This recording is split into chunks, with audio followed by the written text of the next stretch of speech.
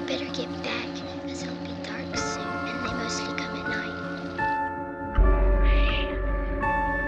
Mostly. Welcome to Mostly Horror. Mostly. I'm Steve, And I am Sean.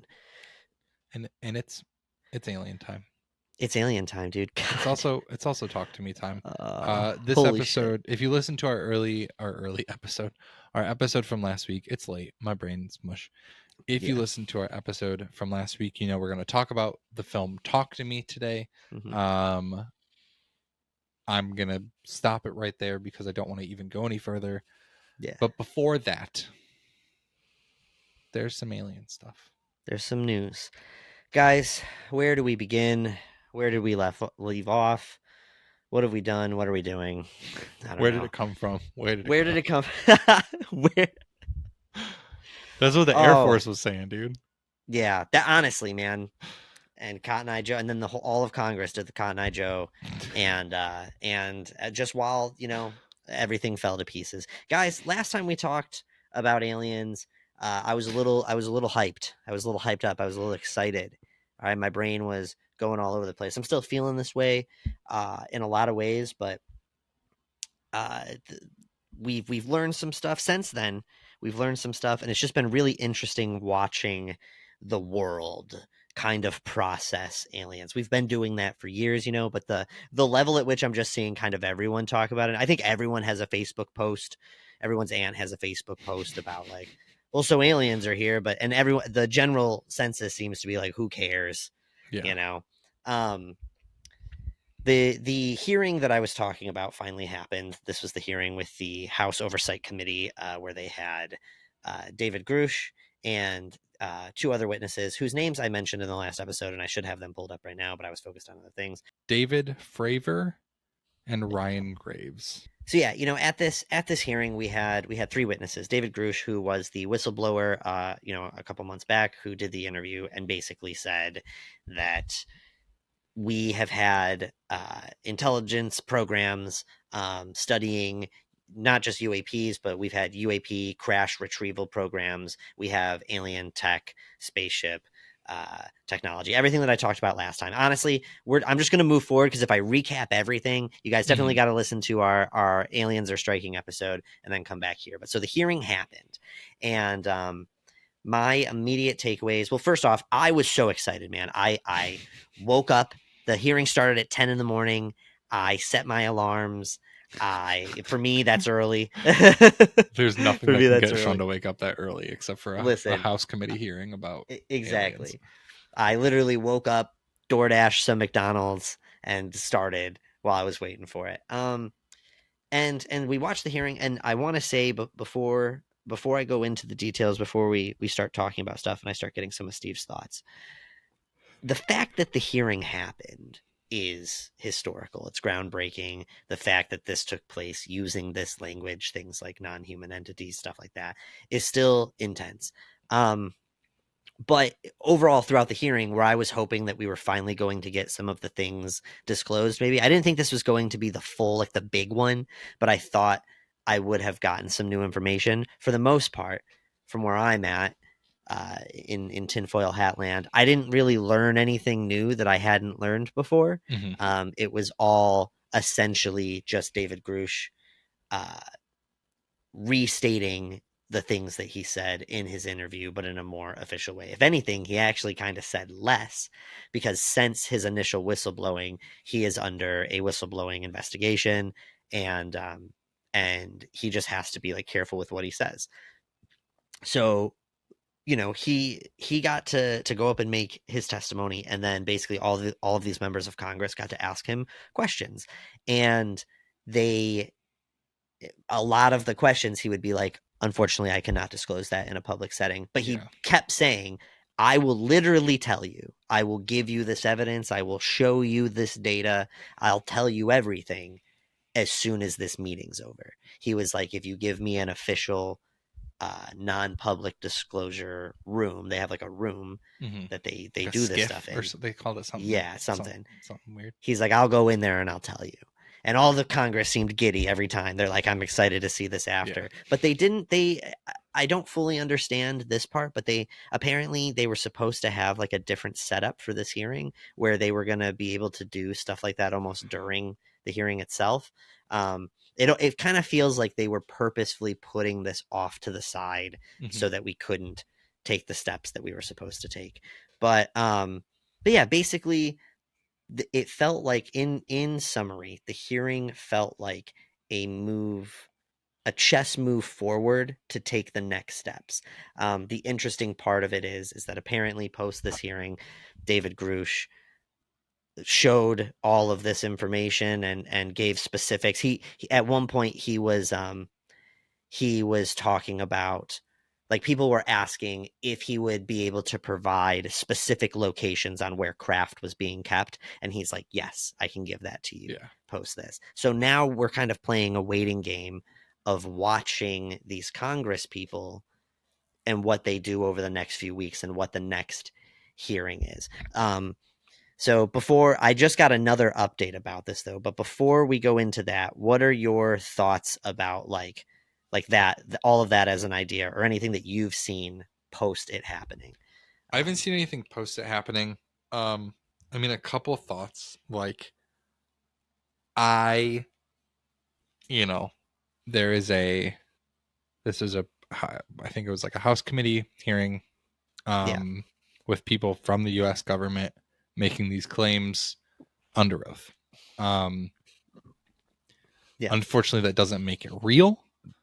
Um, it makes it a lot more likely that it is. It makes yeah, it, kind of unprecedented that these things are coming out in this sort of hearing. Um, but as with everything, extraordinary claims warrant extraordinary evidence. Like, you need, like, that is, at the end of the day, there has to be some sort of evidence, and there isn't yet. Is kind of like a big preface to all of this. Um, that said, yeah, a man that worked in the U.S. government, three men that worked in the U.S. government are coming out and saying these things. Talking about crashed UAPs or UFOs. If you're not familiar, yeah, non-human biologics found in the crash sites, basically, basically aliens being yeah. found in these crash sites. When asked to describe the nature of what he saw, Grush said, "I need to be very careful here, but what I personally witnessed myself and my wife was very disturbing." Um, it, there have been Pentagon spokespeople speaking out about this, but at the end of the day, it is very interesting that there are three people from the U.S. government or U.S. Air Force or whatever it may be that are making these claims under oath to Congress people, and hopefully it's something that can be declassified and investigated, and we can get more evidence and more like actual factual information. Yeah. Because right now it is people just saying, I heard this, Well, I saw this, like, not, we're not like, no one's showing a photo and being like, this is real. Which I know can't happen yet. And yeah. it's just one of those things where it's like, I need more, unfortunately.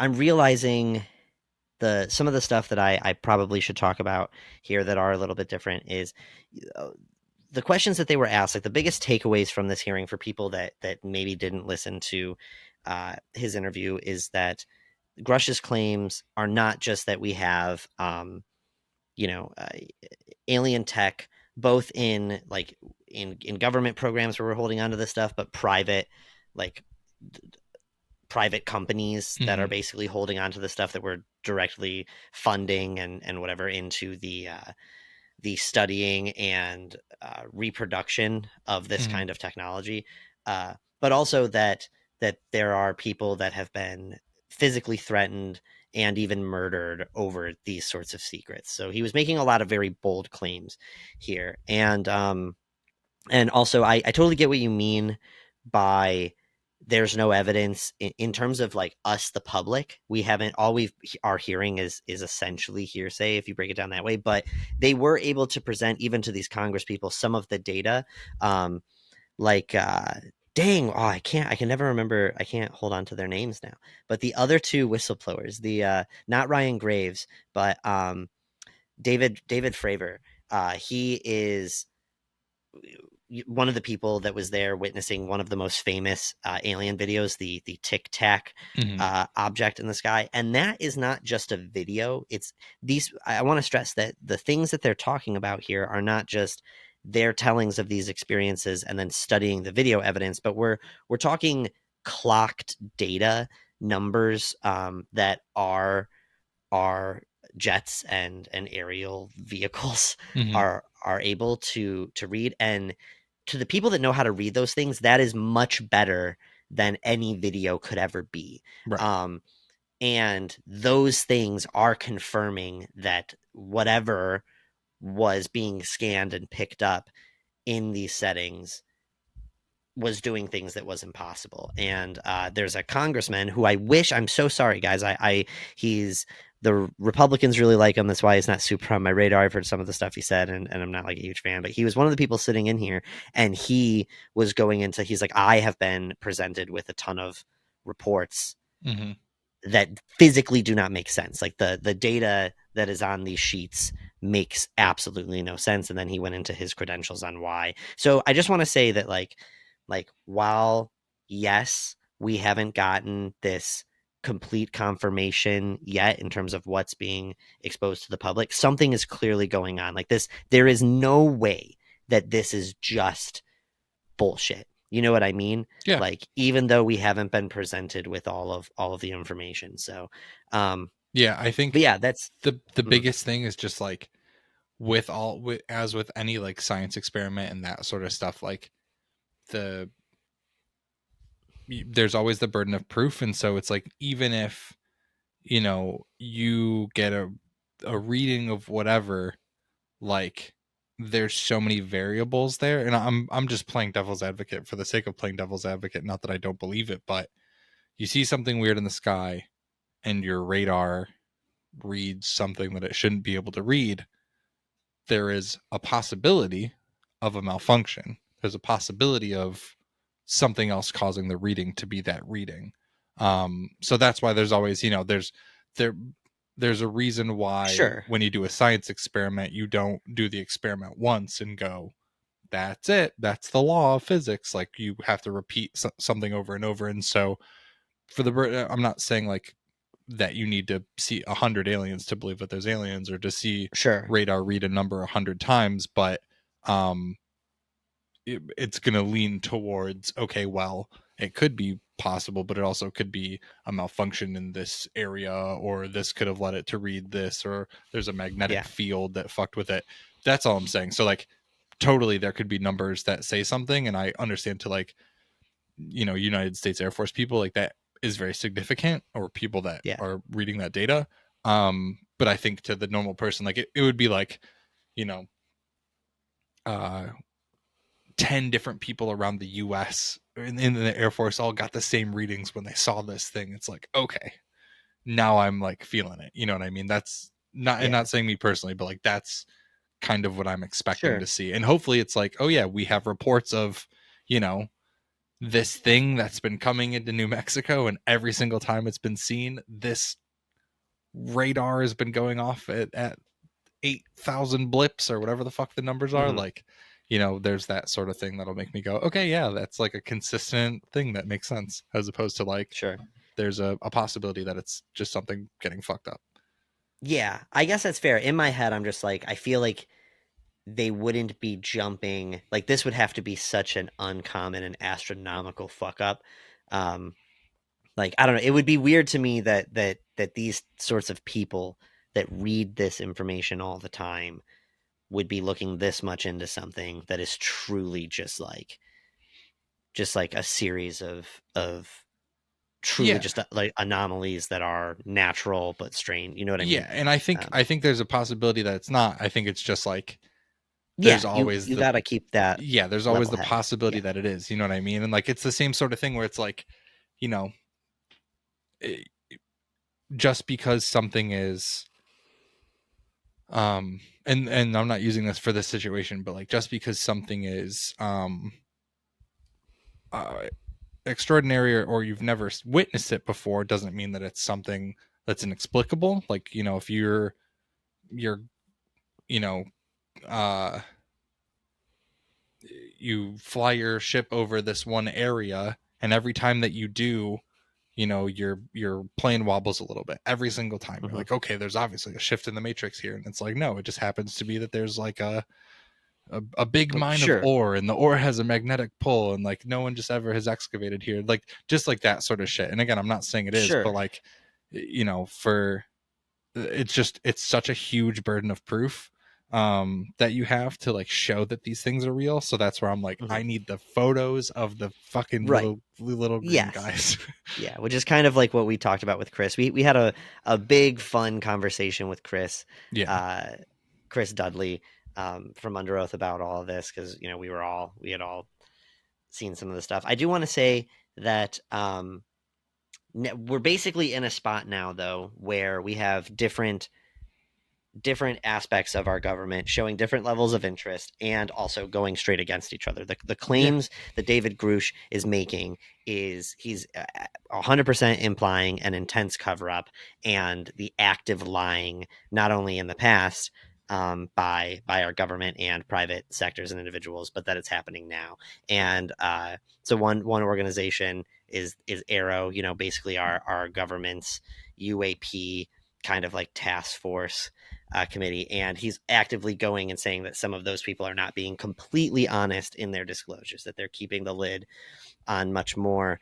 And when asked, because one of the things he was asked was why aren't these people coming forward with the same thing, and he was basically like smiling, like he didn't want to say the word like they're lying, but was basically like, I've spoken with these people, I've had conversations with them before we got to this point, and we were much more on the same page, and they seem to have made different decisions.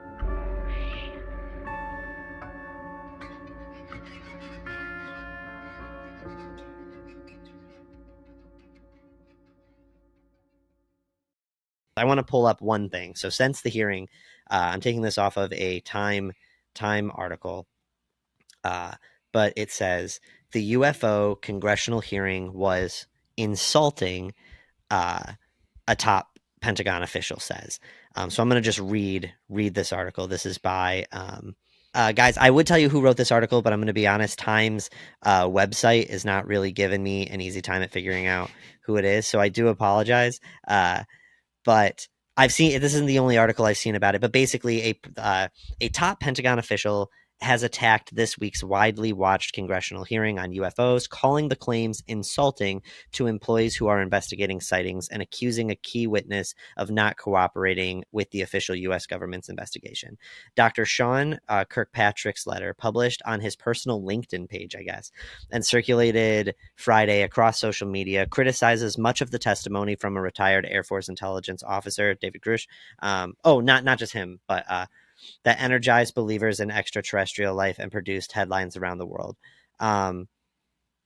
Retired Air Force Major David Grush testified Wednesday that the U.S. has concealed what he called a multi-decade program to collect and reverse engineer UAPs, or unidentified aerial phenomena, the official government term for UFOs. Part of what the U.S. has recovered, Grush testified, were non-human biologics, which he said he had not seen but had learned about from, quote, people with direct knowledge of the program. A career intelligence officer, Kirkpatrick, was named a year ago to lead the Pentagon's All-Domain Anomaly Resolution Office, or ARROW, which was intended to centralize investigation into UAPs. The Pentagon and U.S. intelligence agencies have been pushed by Congress in recent years to better investigate reports of devices flying at unusual speeds or trajectories, I can't say it right now, as a national security concern. Kirkpatrick wrote the letter Thursday, and the Defense Department confirmed Friday that he posted it in a personal capacity. Kirkpatrick declined to comment on the letter Friday, but here's some of what he was saying. He writes, in part, I cannot let yesterday's hearing pass without sharing how insulting it was to the officers of the Department of Defense and Intelligence Committee who chose to join Arrow, many with not unreasonable anxieties about the career risk this would entail. They are truth seekers, as am I, Kirkpatrick said, but you certainly would not get that impression from yesterday's hearing. In a separate statement, Pentagon spokeswoman Sue Gao, like Van Gogh, Goff. What is that? What people say sometimes? You're reading it, Denied not me. denied Is that what this other says? allegations. It's words. Tell me what this word is without me showing you. But so Sue is also denying allegations made by Grush before a House Oversight Subcommittee. The Pentagon, quote, has no information that any individual has been harmed or killed as a result of providing information about UFO objects. She says, nor has the Pentagon discovered any verifiable information to substantiate claims that any programs regarding the possession or reverse engineering of extraterrestrial materials have existed in the past or exist currently. Going back to Kirkpatrick, he wrote that Arrow has yet to find any credible evidence to support the allegations of any reverse engineering program for non-human technology. And yeah, he basically just goes on to say that hinting that anyone has been physically assaulted or that anyone's been murdered are really serious claims, and he's pretty pissed off about it. And That's what I expect them to say. right, of course. That's exactly what someone who is hiding alien technology would say. Like I don't believe you, sir. Yeah. So yeah, man, I'm still full tinfoil hat. I'm really leaning into what Grush said, and it doesn't make sense to me that these people would take this far without there being the truth behind it. I just don't. There's clearly something that they just don't. Our governments, both of the U.S. and the world, are just not agreeing on how to deal with what the truth behind all of this and what's happening right now. And I think different sectors of it have different interests and different thoughts on how this should happen. But the truth is out there. Yeah. So all we can do now, guys, is wait and see. I'm sorry that things are so scattered, but I mean, everything is so scattered in itself, and we're just trying to process it all as we go. So I'm waiting. I still think by the end of this year, maybe we might have there's have still the time. information. There's still 5 months left. 7 months. There's still 5 months left. Yeah, we'll see. Either way, not related to aliens. Not at all. It's talk to me time. Is it talk to me time? Let's go. Is it time I think to it's talk to me? time. Let's talk to me. Let's talk to them. You talk to me about talk to me, and indirectly we'll be talking to them about Chelsea. Can you give us a I let you in from? You can probably pull it from the trailer. I let you in. Fucking spooky. I'm also glad we're doing that. I wanted to do this talk to me episode after Chelsea had seen it, because Chelsea she edits these episodes, and I wanted her to be able to do her job well, and I didn't want her to have to skip through the talk to me portion of it. So hopefully this episode will be edited after she sees talk to me. Yeah. But here's the thing. Talk to Me is my favorite horror film that I've seen probably since Hereditary. That puts it at number 2 for you. Assuming that you're still second favorite horror film that I've seen that has come out since Hereditary. Okay. So I don't know. I don't think I would put it at number 2. You're okay. So you're saying in terms of release, yes. So there's other movies that you've seen. I think it's the second best film to come out in the horror genre since 2018. Okay. That doesn't mean that it's my second favorite horror film. I would put this up there. It is gonna climb. But I think that this film rips, and I want to get into it. We unfortunately we weren't able to get anyone from the film to chat with, but hopefully we can snag someone down the road, because this is a phenomenal piece of original horror. It is, as we mentioned in the previous episode, it was the second biggest opening weekend for an A24 original. That is huge, behind Hereditary. I'm very curious to see how much it does in its full run. I think Hereditary is the second biggest A24 like theatrical release that they had. Everything Everywhere All at Once eclipsed it last year. But I think Talk to Me will do pretty well, especially once it gets that word of mouth factor going, and once Right. like Barbie and Oppenheimer die down. Mhm. But I would love to know your thoughts first. I've been waiting to have you see it for so long because I got the chance to see it in South by back in March, and you and I saw it together at a screening. And tell the folks how you feel. Guys, Talk to Me is my favorite horror movie that I have seen since we started this show, for sure. And I don't say that to put any, because I've gotten to see so many great movies since we started this show. So this isn't, I know I don't necessarily even need to go with that statement, but I'm doing it to really stress to you guys that this movie fucking delivered for me and didn't let me down in any way. I'm not even worried about overhyping it for the people that shouldn't be listening right now because we are going to be spoilery. But it it is just good, man. It is just good.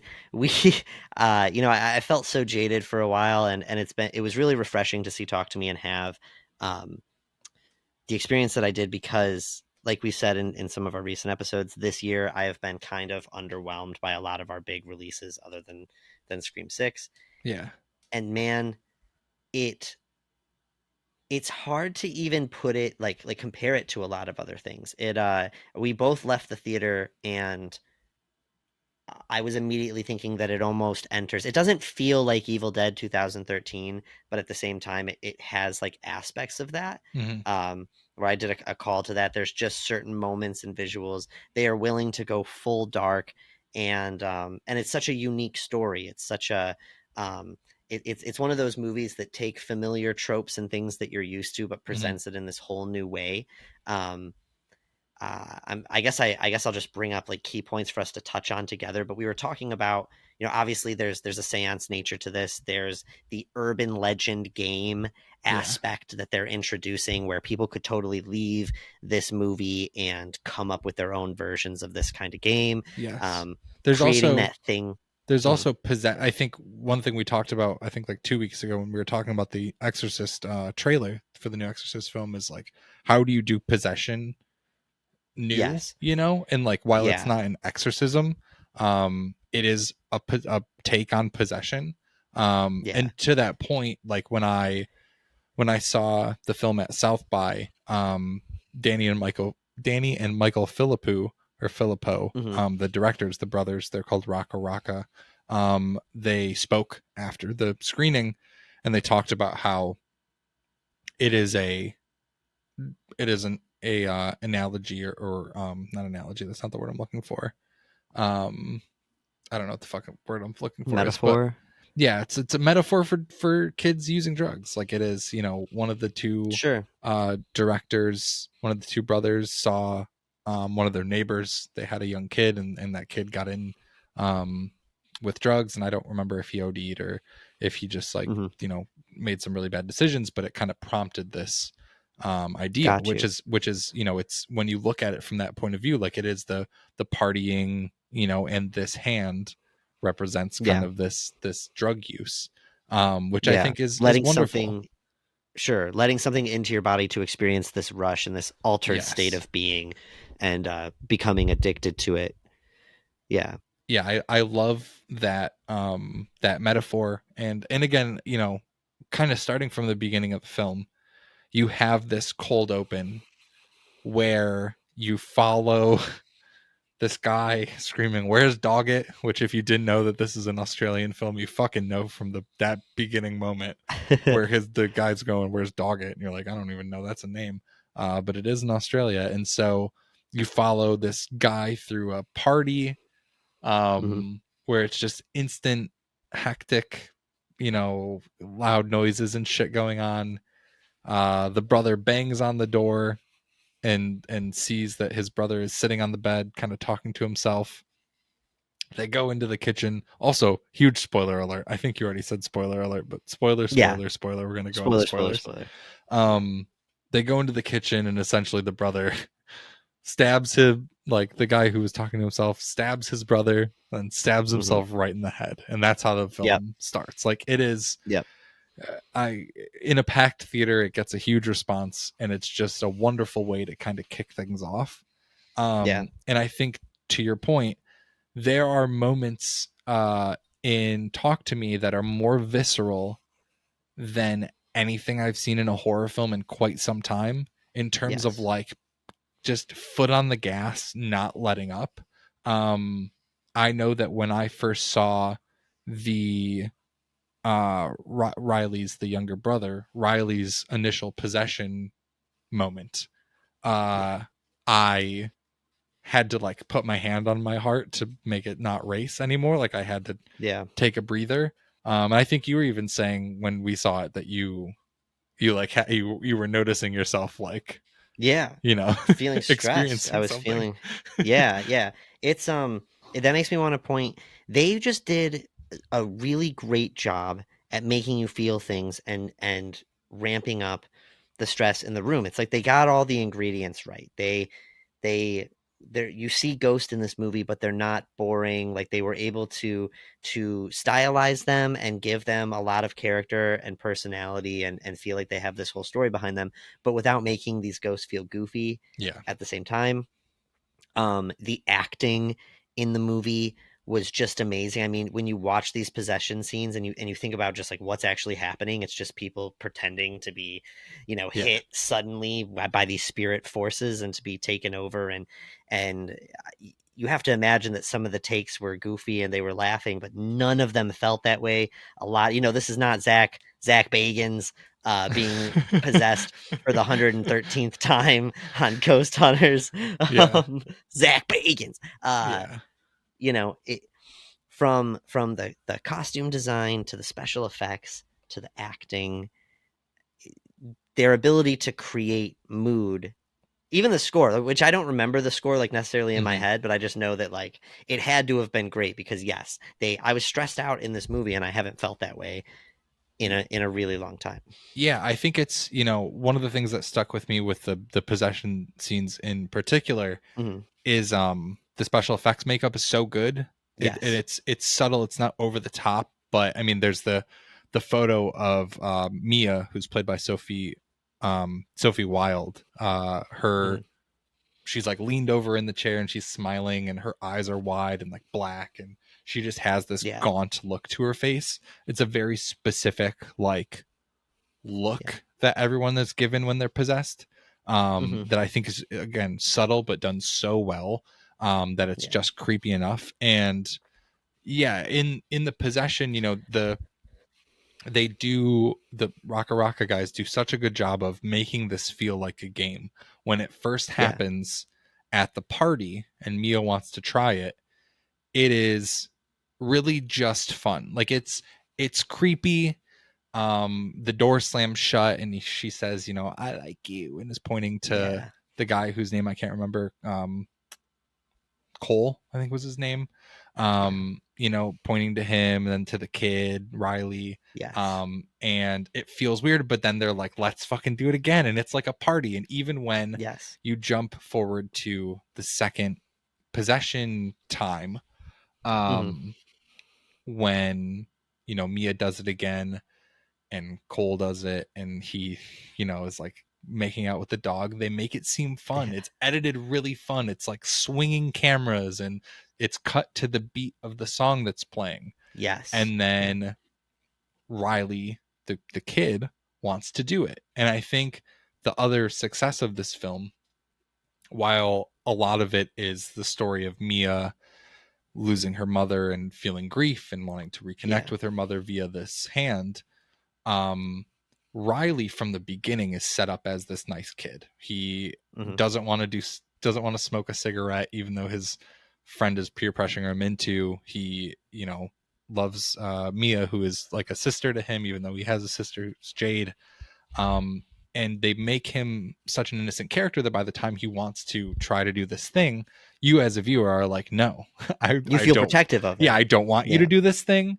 And then he gets in a Yeah. fight with his sister and you're even more on the sister's side and you're like, I Yeah. as an adult agree with Jade, who's not even an adult. Like I don't want you to do this thing. And that's when the fucking the foot Shit is gets set pressed to down. Wumbo. Yeah, the Yeah. shit gets set to Wumbo. And not only does he smash his face into the Oh, fucking dude. everything, and then smack, like, shift over to the wall and almost smack his face on the dresser. It is happening to this innocent kid, and I think that's the Yeah. biggest thing. It's what Hereditary gets right. It is Yes. this very innocent kid just getting fucked up, and not only Yeah. do they do it at this point, they bring you forward, and Yeah. they're trying to take care of Riley in the hospital, Yeah. and god damn it, does he smack his head on the linoleum like 18 million more times and start Yeah. slurping up his blood. If it was Yeah. happening to an adult, it probably wouldn't have affected me as much, and I think that's one like big thing about this. Yeah. It's again, to call back, this movie just makes me think of Evil Dead a lot. To be honest, Talk to Me gave me what I wanted Evil Dead Rise to give me. Mhm. Like it feels like it could have been an Evil Dead movie. Like there's different aspects, of course, but this feels more either way. Riley as a character reminds me of, I can't remember his name right now, but our guy that actually opens the Necronomicon and reads the words in the In Evil Dead Rise? 2013 remake. Oh, Yeah, 2013, no, yeah. no, in our 2013 remake, where he's just the one that just gets the shit beat out of him. The Yeah. whole movie, he just takes every hit. Riley just goes through it over and over again. And can we talk about how do you even do some of those shots, man? Like some of how that face smashing, the head into the back, like the face smashing specifically is right up there with like Peter smashing his face into the desk. I would say it's even more intense than Oh, Peter yeah. smashing his face into the Well, he does desk. it multiple times, and then he tries to rip his Right. eyeball out. It looks, yeah. Oh my god, he grabs his eye. There's stuff in this, and I'm like, how did you film this and not actually hurt this person? Yeah. Like truly don't understand it. Yeah. Would love to learn about the behind the scenes of what would seem to be a really simple effect. It's Yeah. the amount of action movies I've watched where people pretend fall, very coordinated fall or very coordinated punch, and you could just tell that it's fake, versus this where I don't know, I feel like they actually got this kid possessed by an evil demon that destroyed his flesh. A It lot feels happened. like it. Yeah. Yeah, they absolutely brought the gore. I'm trying to see how old Joe Bird is, because he also just seems like a young kid. Like, he didn't seem like he was that Mhm. old, which is where I'm like, No. just the buy-in, to do this is like really great, and I feel like you can only do this with an independent project. You can't like make a big horror film with a well-known kid actor and like have them go this hard. Is that like a weird Yeah. thing to say? I feel like it only is these independent films or like these smaller films that are able to really go this hard. Yeah, sure, exactly. Well, it's, I mean, half of the time they don't. I mean, we're always championing kill the kid Yeah. anyway. I mean, granted, we obviously didn't fully get there, but we got close enough.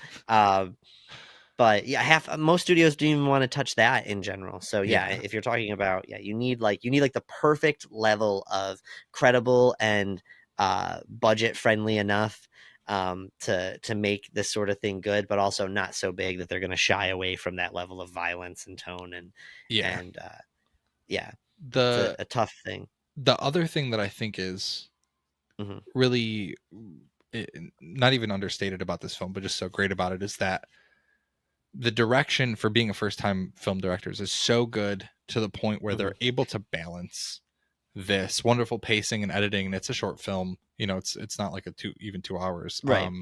The great cast and the performances really nail the urban legend and mythos of what they're trying to do, while still having a great Yes. story. Like the Yes. full narrative of this, by the time you get to the end, and the way, and I know that we went spoilers, but I won't even spoil the way that the Hmm. film ends and really ties a knot on everything, I think is just phenomenal. And I think there's like something to be said about the simplicity of it. Like, this isn't a film that's like trying to get you to understand a lot of things. Like, it is Yeah.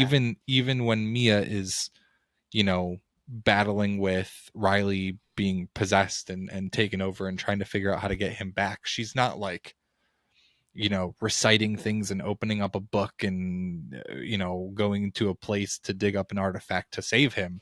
It is a very simplistic premise, and where that leads her and how this story resolves itself isn't anything crazy either. It's just really well written in a simplistic way that I think a lot of people that aren't familiar with the horror genre will like enjoy. You know what I mean? I think it's a lot to it's there's a lot happening in this film, and it may be a lot for people to watch, but I think the simplicity of the story itself will be like an easier entryway, even more than like Hereditary has a lot going on, where if you don't understand like where who Payman was trying to get into at any certain point, and like how that's kind of resolving itself at the end, like that takes a little bit of thinking. But like I feel like you could get Talk to Me 99%, 100% on the first try, which is great for a horror film.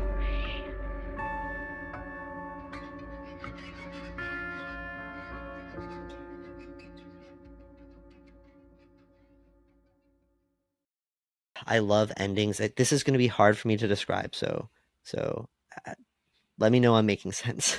Okay. But when movies have this sort of like perfect circle, like eerie ending, where it's just, I'm thinking of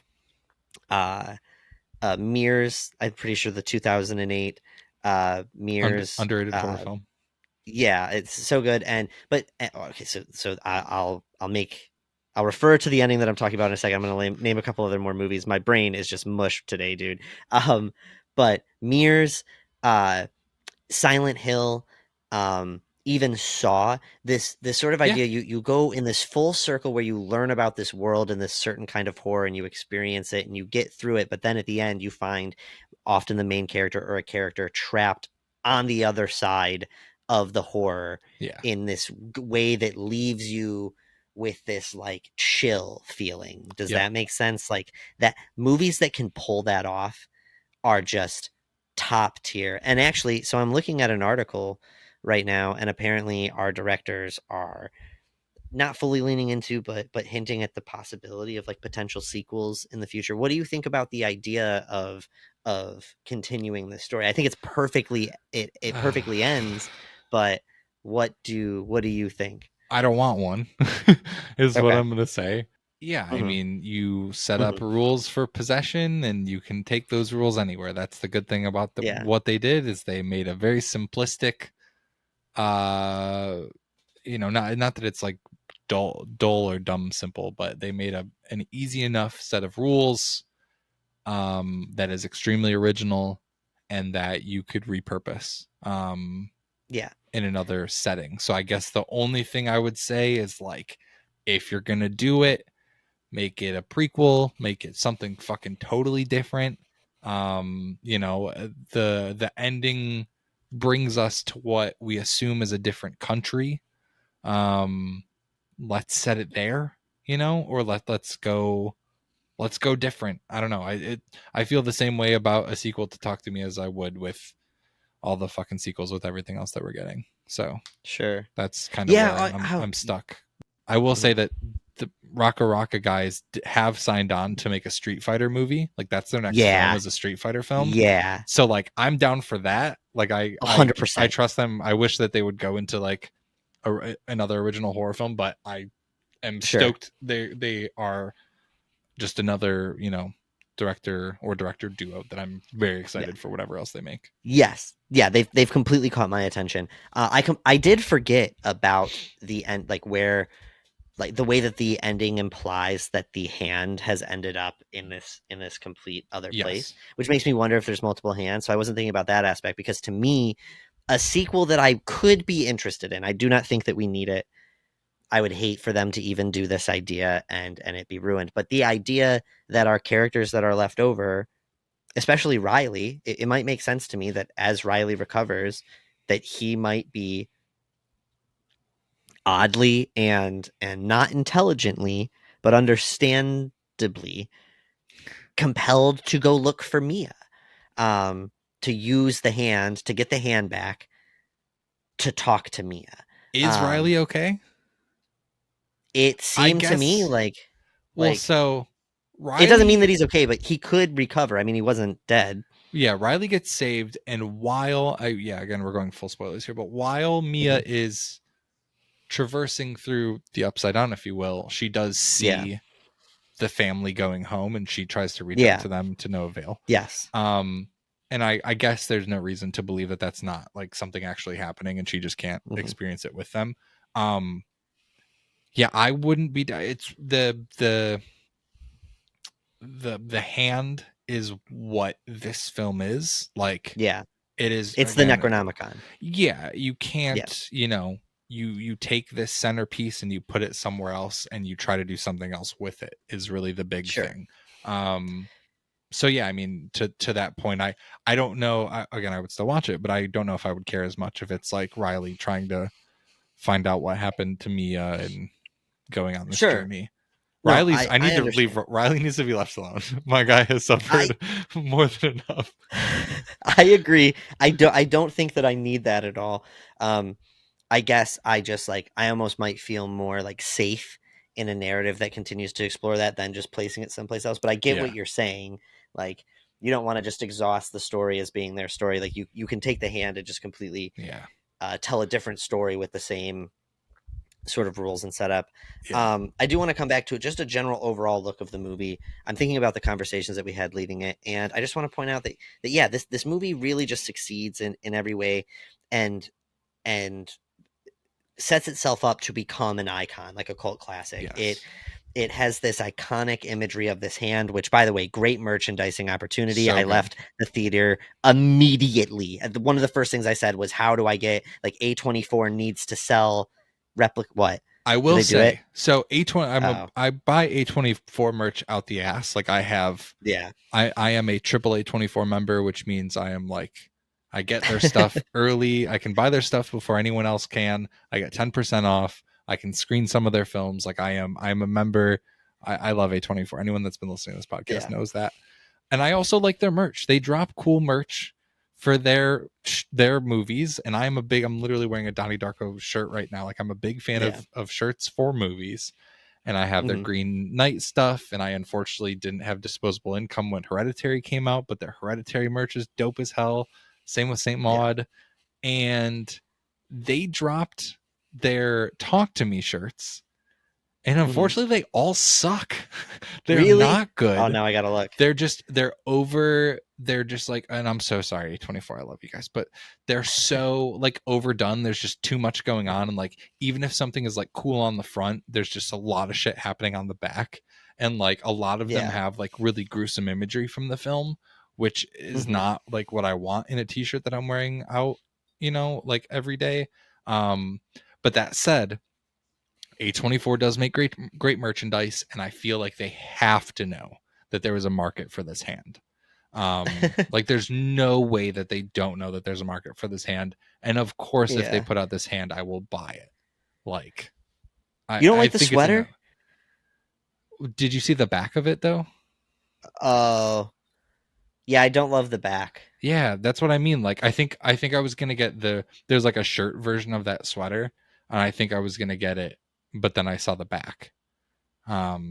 Yeah. Well, there's several I mean, there's the hoodie. There's two sweaters. I'm thinking the sweater I was originally thinking was the one that looks like a early 2000s American remake of some J horror movie where it's The her three face going faces. like Yeah, yeah. And tell me that doesn't look like a J it horror does. Yeah. cover. But then on the back, you got homie trying to take his eyeball out. Like, Yeah. I I don't get know. what you're saying. These shirts are not great. Yeah. It's Yeah, okay though. they're busy. Why are they so busy? They're What so is busy. this? Yeah. Yeah. Um, It's okay. okay. But you're right. But the hand, they have to do, there's got to be like a release. Maybe it's when like along people that special order the steel book by this date get one of They'll just put it 100 out, dude. hands. They'll You just put it think? out and they'll sell out fucking instantly. They did it. I mean, they do it with everything. They put out Marcel the Shell. They put out a rock with googly eyes on it from Everything Everywhere All at Once. They put out a Sure. bear in a box. I think like around the time that It's a Midsummer came bear out. box, Um, baby.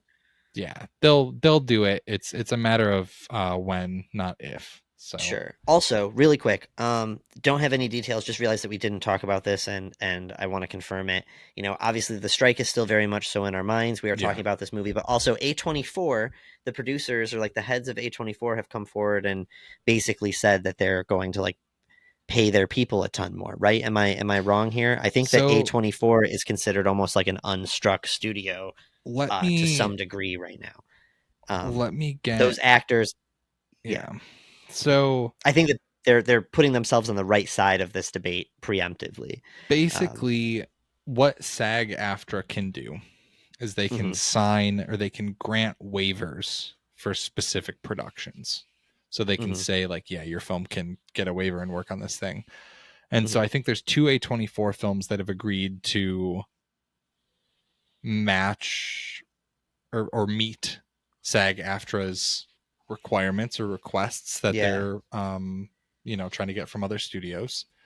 Okay. And that allows the production to continue. I don't think they're not like putting a bunch of films into production. It looks like, yeah, SAG-AFTRA approves 39 indie projects to shoot during the strike, including 2 A24 films. But basically what this means is A24 is agreeing to match their terms to make these films. Yeah. I know one of them is a film with Paul Rudd and Jenna Ortega called Death of a Unicorn. The other one's called Mother Mary with Anne Hathaway that I think is David Lowery's next production, if I'm not Love mistaken. it.